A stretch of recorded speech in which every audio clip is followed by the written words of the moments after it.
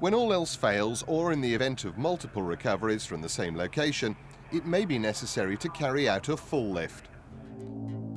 Full lifts pose three main risks. The strop bearing the weight of the vehicle could break. Sports cars that are nose or tail heavy can slip as they are being lifted. The recovery vehicle could tip over if the crane jib is extended too far and the recovery truck stabilizers haven't been deployed or are resting on soft ground. Recovery operators are trained to overcome these hazards. Anyone assisting them must follow their instructions, ensuring that everything has been done to keep the recovery vehicle and the car it's recovering stable. Be ready to move rapidly out of the way and to warn others if the vehicle being recovered is about to fall or shift its position. Never ever go beneath a vehicle that's being lifted by a recovery vehicle. And never ever sit on a vehicle or use the weight of your body to balance it while it's being lifted. Specialist equipment is provided to lift some types of single-seaters, but most are lifted by passing a short strop through the vehicle's roll hoop, putting one loop of the strop through the other and then hooking it over the crane's hook. Ideally, all lift hooks should be equipped with safety clips, and it's important to ensure that the strop loops are fully inside the clips before lifting.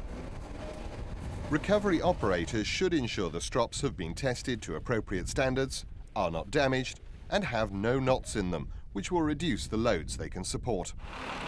They should also always place plates under stabilizer feet to spread the load and prevent damage to the track's surface. The car should be kept as close to horizontal as possible when it's being lifted. If it's being lifted by its roll bar, an additional strap attached to the appropriate end of the car and adjusted in length is a good way of keeping the car horizontal. If the vehicle is reasonably balanced and needs only minor adjustments to keep it level, this can be done manually.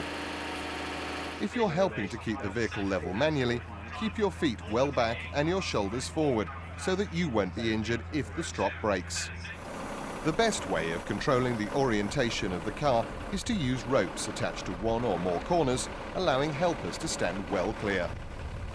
Make sure the car doesn't twist and keep it parallel to the recovery truck's body as it's swung onto the bed of the truck. Don't allow hands to be trapped as the vehicle is lowered. Once the vehicle is on the back of the truck, it will be secured by wedges and special strops before the tension on the strop attached to the crane is slackened. Before moving off, the recovery vehicle operator must make sure that the stabilizer legs have been correctly stowed and the jib lowered sufficiently to avoid contact with bridges or other overhanging structures. A similar procedure, but in reverse, is followed when the car is removed from the truck in the pits or paddock. When unloading vehicles, the recovery operator must ensure that the vehicle being lifted does not pass over people, vehicles or any structures.